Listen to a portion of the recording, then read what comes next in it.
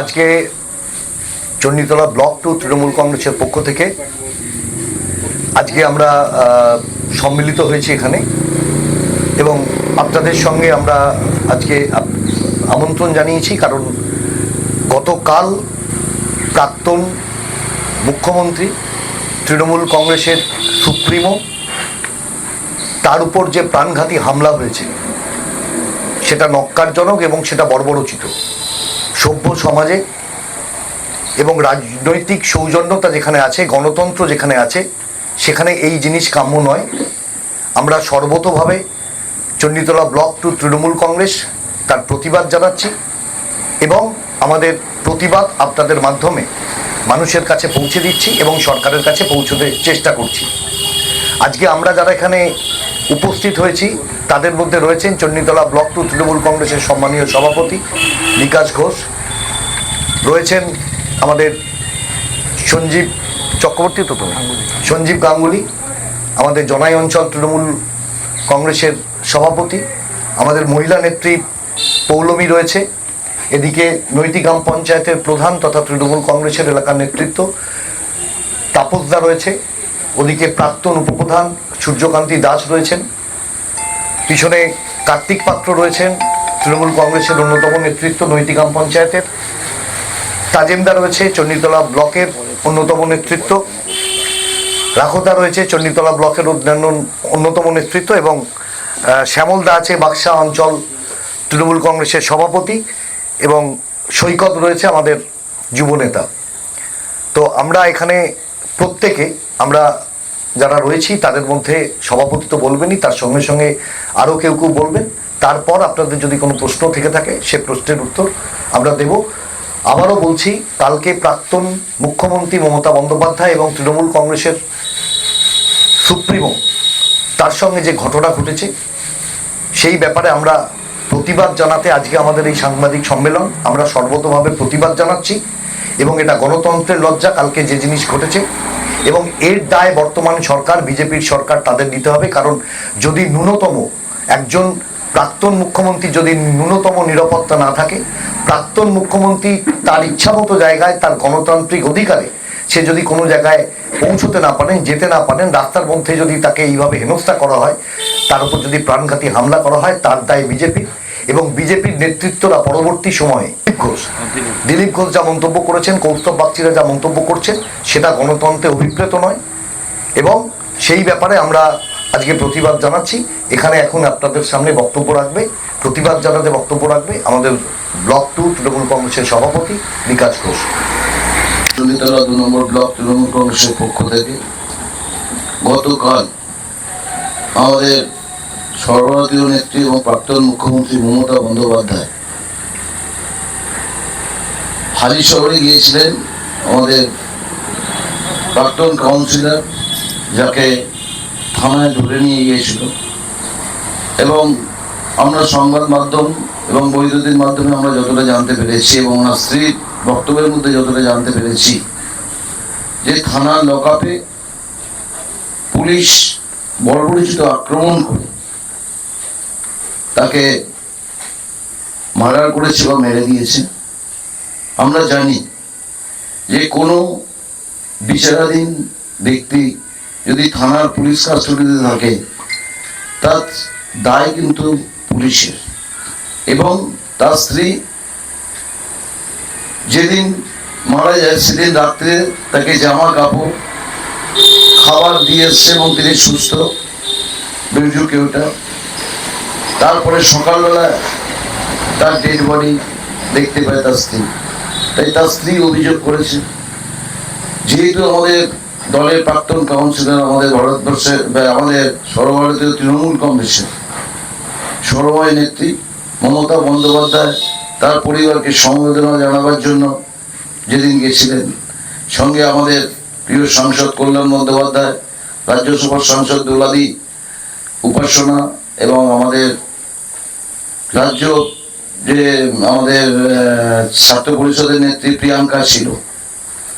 সেদিন আমরা কি দেখেছি যে ভারতবর্ষে বাংলার ইতিহাসে আমরা দেখিনি, আমরা দীর্ঘদিন রাজনীতি করছি, যে বিরোধীদের কন্ট্রোল করার জন্য গণতান্ত্রিক পদ্ধতিতে যদি তার বাড়িতে সমবেদনা জানাবার জন্য যায়, তাকে ঢুকতে দেওয়া হবে না তার গাড়িতে।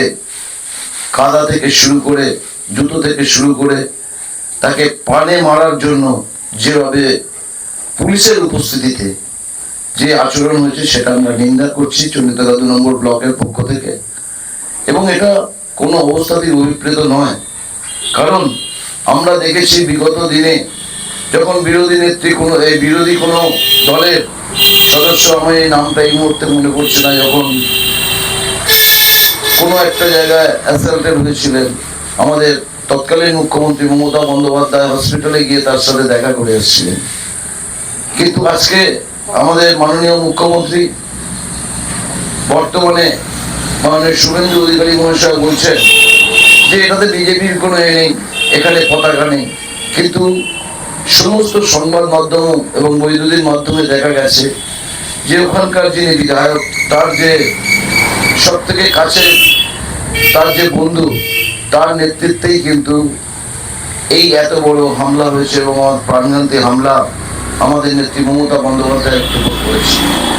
তাই আমরা এটা তীব্র নিন্দা করছি এবং আগামী দিনে আমরা দীর্ঘদিন বিরোধী রাজনীতি করতে গিয়ে বিরোধীদের কন্ট্রোল যেভাবে করছে, আগামী দিনে বাংলার মানুষ প্রস্তুত আছে জবাব দেওয়ার জন্য গণতান্ত্রিক পদ্ধতিতে। তাই আমরা গণতন্ত্রে বিশ্বাসী, আমরা গণতন্ত্র মেনে চলি। তাই গণতন্ত্র পদ্ধতিতে বাংলার বুকে যদি যে কোনো মানুষের যে কোনো জায়গায় যদি যাওয়ার অধিকার হারিয়ে যায়, তাহলে বাংলার যে কৃষ্টি, বাংলার যে সংস্কৃতি, সেটা ক্ষুণ্ণ হচ্ছে বলেই আমি মনে করি। তাই আমরা চাইব যে এই বাংলা যেভাবে ছিল সাম্প্রদায়িক সম্প্রীতির ঊর্ধ্বে থেকে সকলে মিলে আমরা এই বাংলাকে রক্ষা করার জন্য অঙ্গীকারবদ্ধ এবং বাংলার গণতন্ত্র যাতে ফিরে আসে, আমরা আজকের এই সাংবাদিক সম্মেলন থেকে আপনাদের মাধ্যমে বলতে চাই যে বাংলার আবার নতুন করে গণতন্ত্র প্রতিষ্ঠা করার লক্ষ্যে আমাদের সকলকে ঐক্যবদ্ধভাবে একসাথে কাজ করতে হবে। জয় হিন্দ, বন্দে মাতরম। তৃণমূল কংগ্রেস জিন্দাবাদ, মমতা বন্দ্যোপাধ্যায় জিন্দাবাদ, অভিষেক বন্দ্যোপাধ্যায় জিন্দাবাদ। আজকে আমরা চণ্ডীতলা ব্লক 2 তৃণমূল কংগ্রেসের নেতৃত্বে গতকাল যে হালি শহরে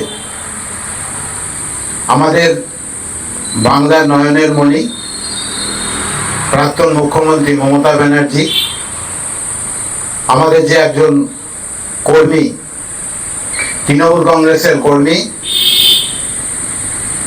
আপনারা জানেন যে লকআপে, পুলিশি লকআপে তাকে মিথ্যে কেস দিয়ে ফাঁসিয়ে পুলিশে অ্যারেস্ট করা হয়েছিল এবং কোর্টের নির্দেশে তিনি পিসিতে ছিলেন, পুলিশ কাস্টডিতে ছিলেন।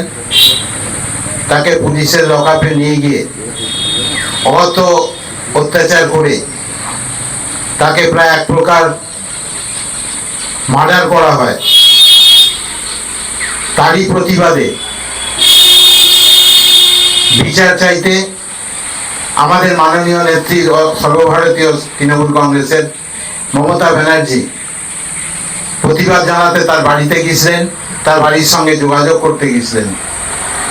কিন্তু আমরা কি দেখলাম, জনরোষের নামে বিজেপির ক্যাডার দ্বারা আমাদের নেত্রী আক্রান্ত হলেন।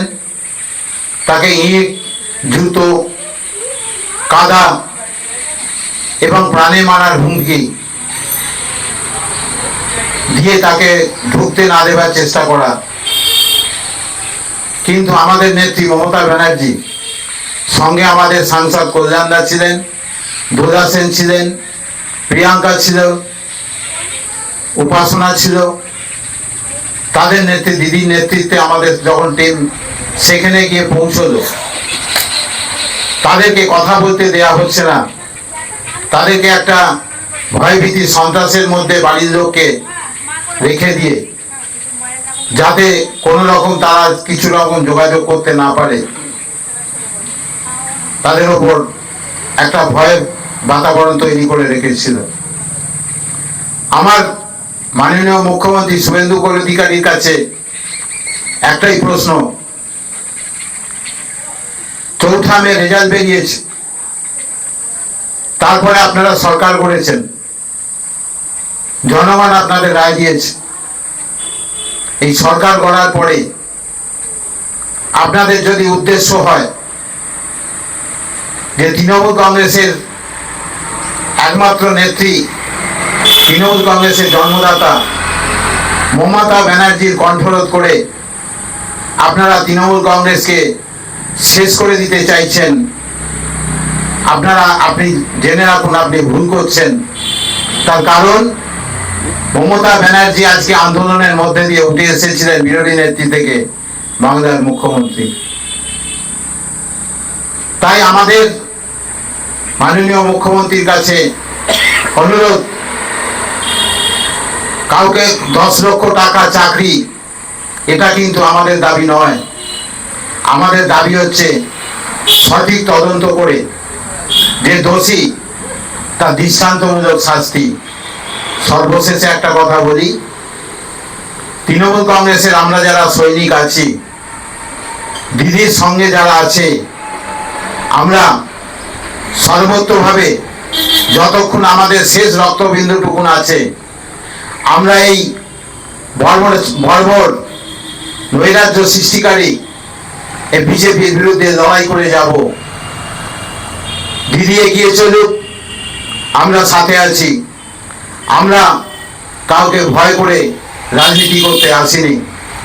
আমরা যত আপনারা কণ্ঠরোধ করবেন, যত আপনারা ভয়ভীতি প্রদর্শন করবেন, তৃণমূল কংগ্রেস দিদির নেতৃত্বে তত চাঙ্গায় উঠবে এবং আগামী দিনে মমতা ব্যানার্জির নেতৃত্বে পশ্চিমবাংলা আবার নতুন দিশা দেখাবে, পথ দেখা হবে। নমস্কার।